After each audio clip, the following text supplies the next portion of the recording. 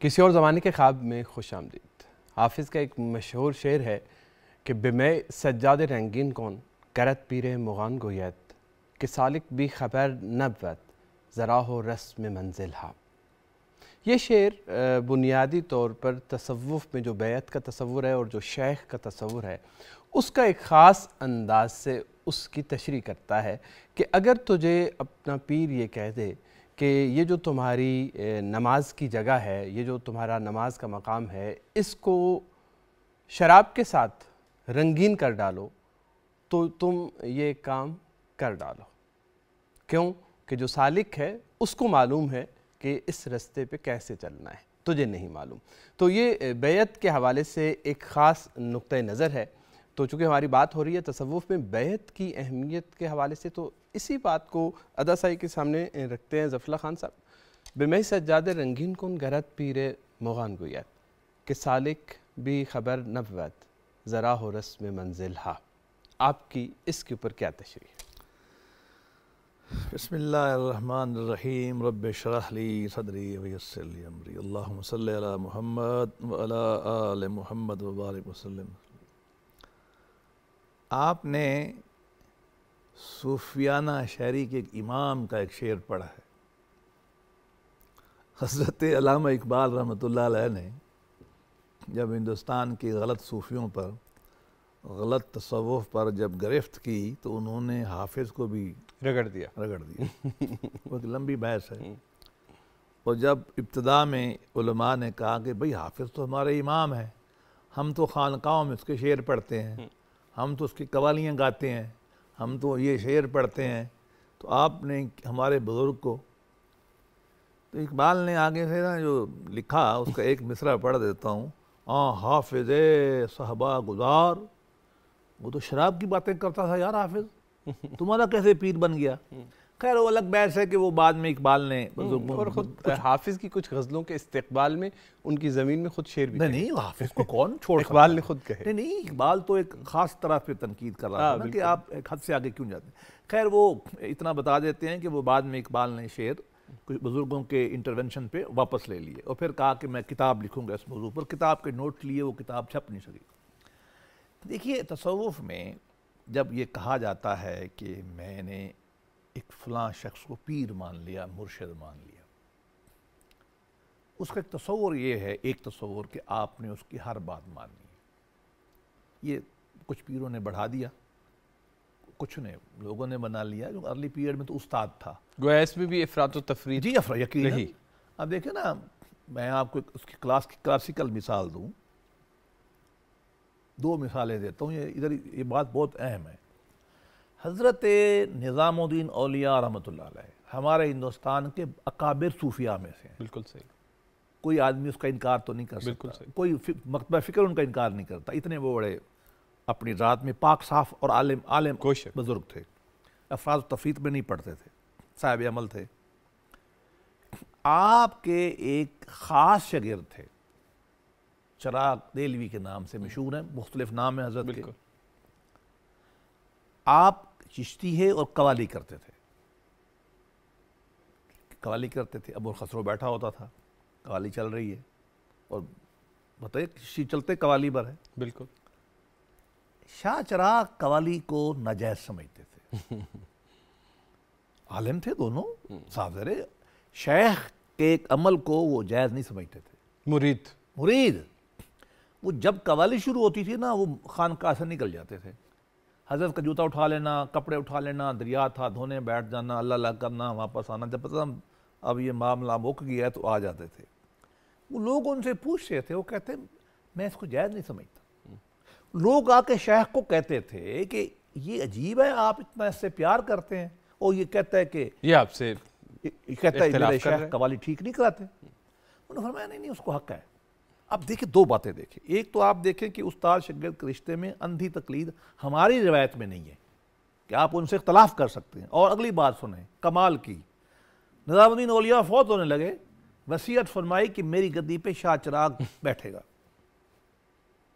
38 سال کم و بیش 35 سال آپ کی گدی پہ وہ شخص بیٹھا، اور اس نے باوجود چشتی شیخ کبیر ہونے کے اس خانقاہ میں قوالی نہیں ہونے دی اور امیر خسرو کو بھی روانہ کر دیا. اس سے سبق کیا ملا آپ کو کہ مڈل پیریڈ کیا ہے نا, یہ بہت ارلی بھی نہیں ہے, جی جی, ان کو 400 سال ہو گئے ہوں گے کم و بیش. اس پیریڈ میں بھی ہمارے ہاں یہ جو ہے نا کہ شیخ نے کہا کہ شراب پی لو اور شیخ نے کہا, یہ نہیں ہے. آپ نے وہ کرنا ہے جو صحیح ہے, آپ اختلاف کریں. اچھا, اسی میں ایک تصور آ جاتا ہے کہ آپ ہر وقت شیخ کی طرف سوچتے رہیں. اس ذرا بعد میں آئیں گے کہ مثال میں یہاں دے دوں. سید احمد شہید, یہ جو بالا کوٹ میں شہید ہوئے 1830-31 میں, ان کی بیعت کی اسماعیل شہید نے آ کر. اسماعیل شہید رحمۃ اللہ علیہ ہندوستان کے ایک بڑے عالم اور کم و بیش سلفی فکر کے بانی ہیں, کم و بیش. سید احمد شہید کہہ لو, ویسے بھی وہ لفظ بریلوی لکھتے تھے چونکہ بریلی کے تھے, مزاجن بھی ذرا وہ ہمارے مطلب ایک ذرا صوفی مزاج کے آدمی تھے, عالم تو تھے. اب جب یہ گئے اسماعیل شہید ان سے بیعت ہونے کے لیے, تو احمد شہید نے کہا کہ بھائی ٹھیک ہے, آپ تصور شیخ کریں, میرے بارے میں سوچا کریں, تاکہ ایک رشتہ. انہوں نے کہا لا حول ولا, میں تو یہ نہیں کرتا, شرک ہے. اچھا, احمد شہید نے ڈنڈا نہیں اٹھایا, انہوں نے فرمایا یہ آپ کے لیے پھر نہیں, آگے چلو, آپ ٹھیک ہے, سبحان اللہ, ضرورت نہیں ہے آپ کی. اچھا, تو یہ حافظ جو کہہ رہا ہے وہ یہ کہہ رہا ہے کہ جو ایک عمومی مفہوم اور ایک خاص مفہوم. عمومی مفہوم یہ ہے کہ بھائی آپ کو شیخ کی ہر بات ماننی. شیخ کہہ دے نا کہ آپ شراب اپنے جہاں نماز میں ڈال لو تو ڈال لو, بس ماننا ہے, نہ نہیں کرنا. لیکن حافظ ایک بہت بڑے عارف تھے. وہ ایک مشہور واقعہ ہے نا تیمور کا, جب تیمور نے حملہ کیا شیراز پہ. تیمور عجیب و غریب آدمی تھا. تیمور جب شہر پہ حملہ کرتا تھا نا تو پہلی ملاقات علماء سے کرتا تھا. وہ کہتا علماء کو بلاؤ, عارفوں کو بلاؤ. اور لوگ بڑے بڑے علماء کو جبہ و دستار کو جب لے آئے تو اس نے بات چیت کی, تو اس نے اپنے بادشاہ سے کہا یہ کن جاہلوں کو لے آئے ہو, میں نے آپ کو کہا کہ اصلی علماء لے آؤ عارف. تو انہوں نے کہا سر محلے میں مشہور یہی ہے شہر میں, لیکن کچھ علماء ایسے ہیں جن کو ہم سمجھتے ہیں کہ عالم ہے لیکن لوگ ان کو نہیں سمجھتے, ان کی شہرت نہیں ہے عالم کی حیثیت سے. ان میں بلائے گئے 2 آدمی 3-4, ان میں ایک کا نام شیخ عارف تھا غالباً, اور ایک اس کو حافظ کو لے حافظ کو پیش کیا گیا. وہ ایک لمبی داستان ہے, کبھی سنائیں گے آپ کو. تو حافظ اپنے زمانے کے عارف تھے, صاحب شریعت بزرگ تھے حافظ. اچھا, ہاں بہت زیادہ. وہ بہت ہی مدرسے میں رہتے تھے, چھوٹی سی, کوئی امیر تو تھے نہیں, پڑھاتے تھے, اور ایک بڑی سمپل سی زندگی تھی. تو وہاں شراب و فارسی ادب میں اللہ کے محبت کے استعارے میں استعمال ہوتی ہے, کیونکہ ادیب تھے نا وہ, لیریکل پوئٹ ہے, غزل کے سب سے بڑے شاعر ہیں دنیا کے. تو وہ اس معنی شراب, ساقی, یہ سب ان کا ایک ایرانی روایت میں یہ ایک خاص مفہوم رکھتا ہے. وہ یہی کہتے ہیں کہ بھائی جب آپ کو پیر شیخ کہہ دے کہ اللہ کی محبت میں رنگ جا تو رنگ جا, اللہ کی محبت میں چیزوں کی حیات تبدیل کرنی تو کر دو, وہ یہ کہنا چاہتے ہیں. لیکن اس کے لوگوں نے مفہوم غلط لیا. وہ لیا کہ جو شیخ غلط کام بھی کہہ دے کر دو, مطلقاً نہیں. اس کی ایک وجہ ہے, وہ یہ ہے کہ لا طاعت مخلوق فی معصیت اللہ, کہ اللہ کی معصیت میں مخلوق کی اطاعت نہیں ہوگی. کوئی شیخ ایسا شیخ ہو ہی نہیں سکتا جو آپ کو اللہ اور اللہ کے نبی کے خلاف کوئی بات کرے. اس میں میرے خیال میں مزید بات کرنے کی ضرورت ہے, میں دوبارہ آؤں گا. ایک جو مرحلہ پیچھے ہماری گفتگو تھوڑا سا تشنہ رہ گیا, وہ یہ ہے کہ صوفیہ کے ہاں تصور ہے ایک فناف شیخ کا. فناف شیخ سے کیا مراد ہے, اور یہ کیا آپ اس کو مطلب کوئی ایک اتھینٹک روایت سمجھتے ہیں؟ جب پیر اور مرید, مرشد اور مرید, استاد اور شاگرد کے رشتے کی نوعیت طے ہونے لگی تو لوگوں نے اس پہ کتابیں لکھی. سب سے پہلی کتاب سید ابو نجیب سہروردی کی ہے, جس کا ہم نے ذکر کیا, آداب المرید. میرے علم میں شاید پہلی کتاب ہے. اگر آپ وہ پڑھ لیں, اس میں زیادہ تر آداب آپ کو ملیں گے کہ آپ جب خانقاہ میں رہ رہے ہیں تو آپ نے کیا کرنا ہے اور کیا نہیں کرنا. معمولی بات یہ ملے گی تھوڑی سی کہ جی استاد کی بات غور سے سننی ہے, اس کی اطاعت کرنی, مگر ادب کرنا ہے، احترام تھوڑا سا ملے گا۔ تو وہاں سے معاملہ بڑھتے بڑھتے ایک مقام میں آ کر لوگوں نے اس کو سسٹمٹائز کرنے کی کوشش کی اور اصطلاحات بنا لیں۔ وہ کہتے ہیں کہ جی اللہ کے راستے میں چلنے کے 3 منزلیں ہیں۔ پہلی منزل ہے کہ آپ شیخ کی ہر بات مانیں گے اور فنا ہو جائیں گے شیخ کی ذات میں، فنا فی شیخ۔ پھر اگلا سٹیج یہ آئے گی کہ اچھا اس پہ آپ کو بڑے لوگ عمل کرتے نظر آتے ہیں۔ ہمارے پاس بہت سارے صوفی بزرگ آتے ہیں، اپنی پوری گفتگو 1 گھنٹہ کریں گے نا، اپنی شیخ کے حوالے دیتے ہیں، کوئی اور بات نہیں کرتے۔ وہ سمجھو کہ فنا فی شیخ کے مرحلے میں کھڑے ہیں۔ لیکن ہماری تصوف میں یہ بات طے ہے کہ یہ بگنر کا مرحلہ ہے، اور غلط صحیح کی بحث نہیں کر رہا، لیکن وہ خود بھی یہ کہتے ہیں کہ یہ اگلا مرحلہ کیا ہے۔ جب آپ شیخ کی ہر بات ماننے لگ جائیں گے، اس میں فنا ہو جائیں گے، اپنی ول شیخ کی ول بنا لیں گے، اپنی مرضی شیخ کی مرضی میں ختم، یہ مفہوم ہے، تو وہ آپ سے کہے گا کہ آپ کو نبی پاک صلی اللہ علیہ وسلم کی اطاعت کرنی ہے، اور وہ اپنی ذات سے اٹھا کر آپ کو نبی کریم صلی اللہ علیہ وسلم کی ذات میں لے جائے گا اور ادھر فنا کرائے گا۔ آپ پھر فنا پھر رسول ہوں گے کہ حضور کی شکل مبارک کوشش کرنی ہے، آپ کے اعمال کی کوشش کرنی ہے، جو چیزیں آپ نے منع کی ہے وہ چھوڑنی ہیں، جو چیزیں آپ کو دی آپ نے لینی، تو آپ نبی پاک صلی اللہ علیہ وسلم کی ایک فالوور بن جائیں گے۔ سیکنڈ سٹیپ میں آپ فنا فی الرسول ہوں گے۔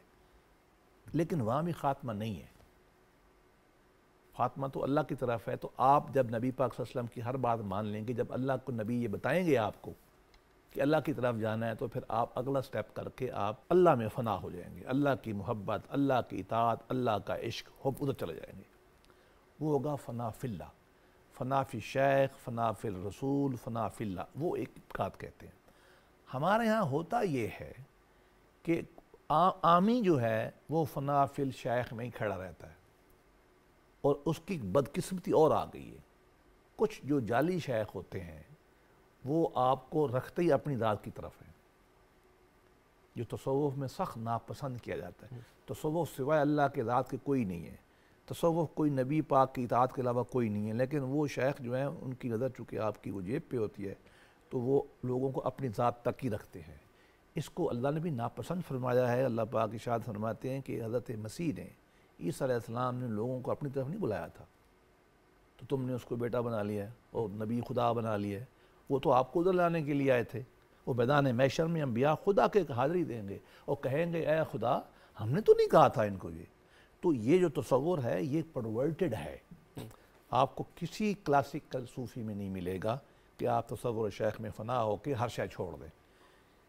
پہلے صوفی سے لے کر آج تک آخری بڑے صوفی تو آپ کو پتہ نا، یہ ہمارے اسلام آباد والے علمی صوفی کہلاتے ہیں نا، پیر میر علی شاہ صاحب، آپ ان کی تحریروں میں پڑھ لیں گے نہیں ملے گا۔ وہ آپ کو اللہ کی طرف لے جائیں گے، رسول کی طرف لے جائیں گے۔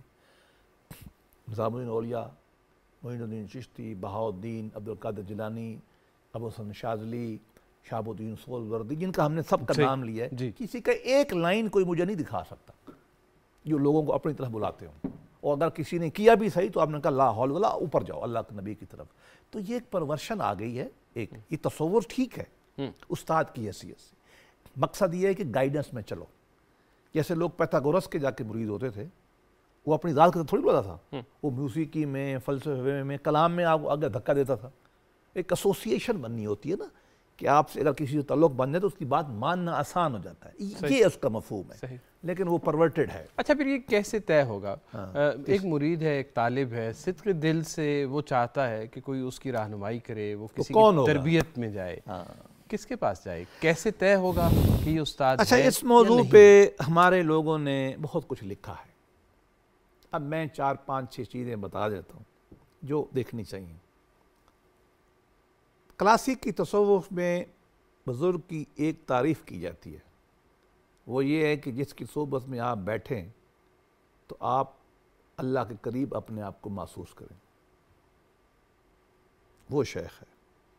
اب 2 باتیں اس میں آ گئی ہیں، آپ دنیاوی جھنبیلوں میٹیریل لنک سے اپنے آپ کو ڈی لنک فیل کریں، اور کسی بھی چیز سے ہٹ کے آپ اللہ کی قربت محسوس کریں، شیخ کی نہیں۔ بیٹھے آپ شیخ کی قربت میں ہیں، لیکن آپ کو اللہ یاد آئے، یہ سب سے بڑی شیخ کی نشانی ہے۔ ٹھیک، جو اپنی طرح بلا رہا ہے وہ شیخ نہیں ہے، وہ جو مال مانگ رہا ہے وہ شیخ نہیں ہے، جو آپ کی گاڑی پہ نظر کر رہا ہے کہ میں نے خواب دیکھا ہے کہ مجھے مرید نے گاڑی دی ہے، یہ نہیں ہے، جو آپ کو جس کی صحبت میں آپ کو خدا معلوم ہو۔ دوسری بات، دنیا میں ایک ہی بڑا پیر ہے بس، باقی سب اس کے نقل مارنے والے ہیں۔ وہ پیر کون ہے؟ محمد رسول اللہ صلی اللہ علیہ وسلم۔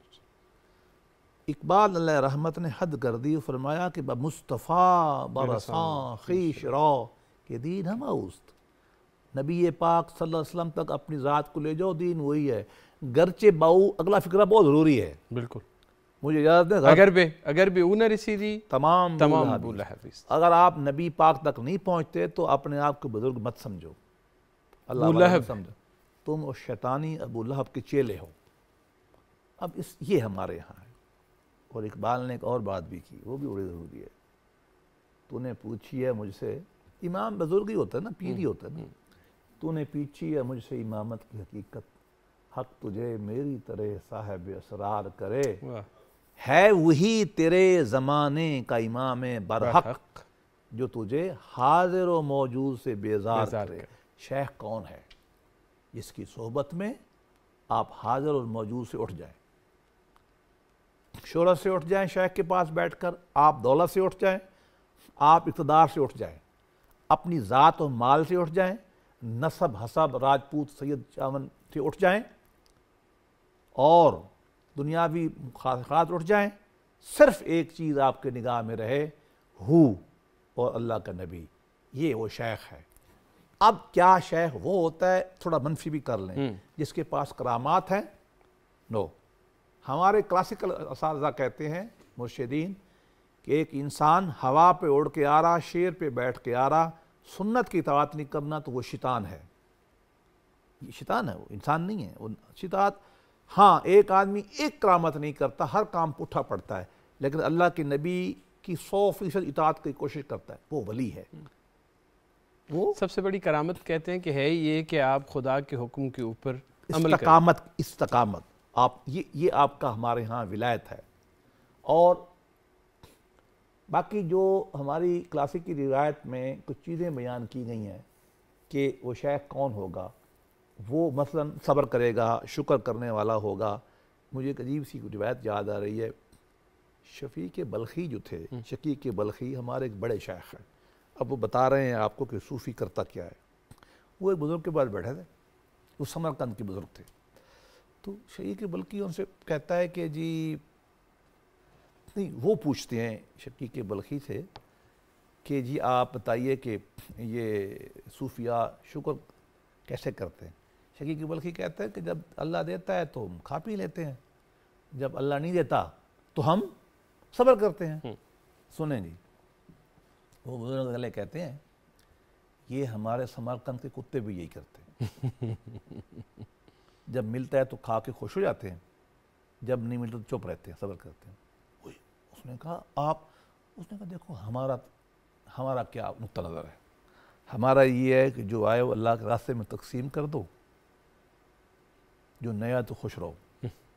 دیکھیے یہ ایک سوچ ہے نا کہ آپ کو دنیا سے اتنا ڈی لنک کرنا ہے، اور آپ کو اللہ کی اطاعت میں اور مخلوق کی خدمت میں اتنا لے جانا ہے کہ آپ ذات سے ابو ہو جائیں۔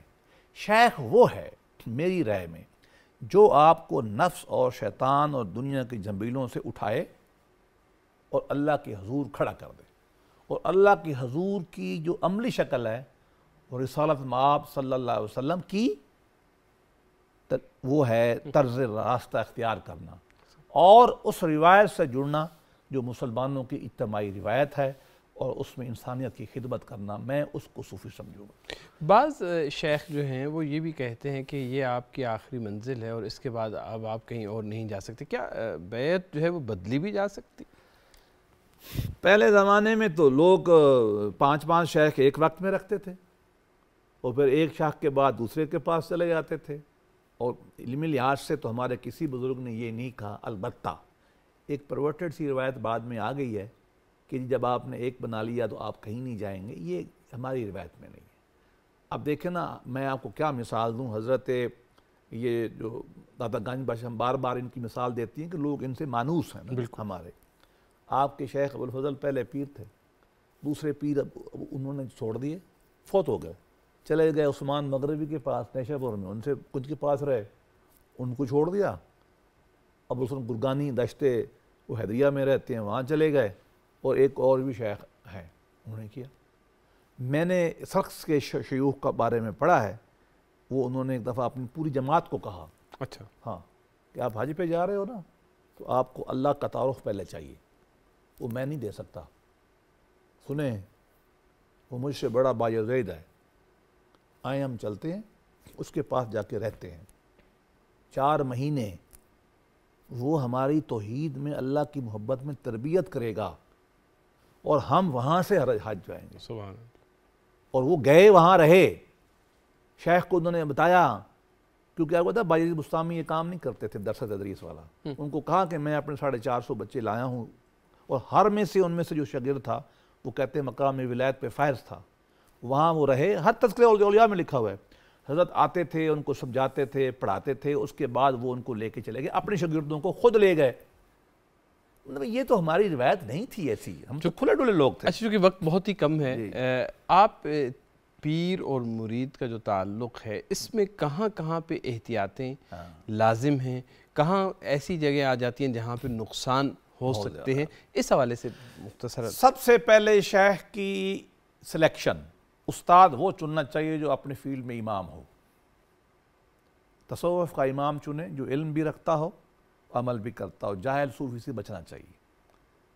جاہل مراد ہے اپنے فیلڈ کا تو کم از کم عالم ہونا، تصوف کا تو عالم ہونا، چلو قرآن حدیث کا عالم نہیں ہے، اس میں فرق نہیں پڑتا، وہ ایک الگ چیز ہے، بہتر تو ہے کہ وہ عالم ہو، دونوں روایتوں کو، شریعت کو بھی جانتا ہو، عرفان کو بھی جانتا ہو، لیکن اگر ایسا نہیں بھی ہے تو کم از کم اپنی روایت کو تو جانتا ہو نا، صوفی روایت کو، یہ شرط ہے۔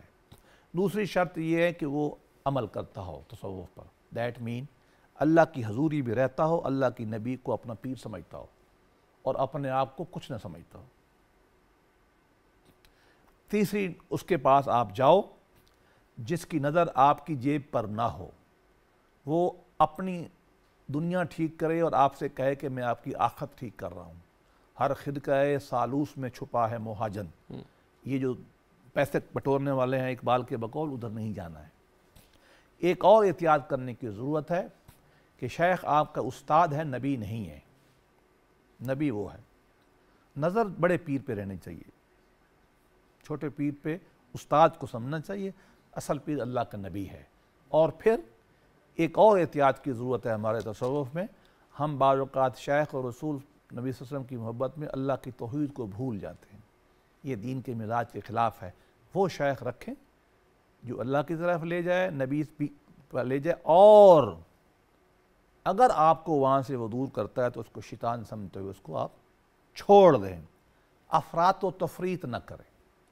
شیخ کے ساتھ وہی رشتہ رکھیں جو دین آپ کو اجازت دیتا ہے، وہ انسان ہے شیخ، وہ غلطی بھی کر سکتا ہے، صاف کریں، یہ ضروری نہیں ہے کہ وہ بالکل ناک پاک صاف ہو، انسان ہے نا، شیخ میں غلطی بھی ہو سکتی ہے، نظر کریں، چپ رہے اس سے۔ صحیح، ہر بات بھی نہیں ماننی ہے، وہ ماننی ہے جو اللہ رسول نے کہی ہے، تو یہ باتیں انتہائی ضروری ہے، کیونکہ معیار صرف اللہ کی نبی کی ذات ہے، بس، اور کوئی معیار نہیں۔ ظفر اللہ خان صاحب، بے انتہا شکریہ۔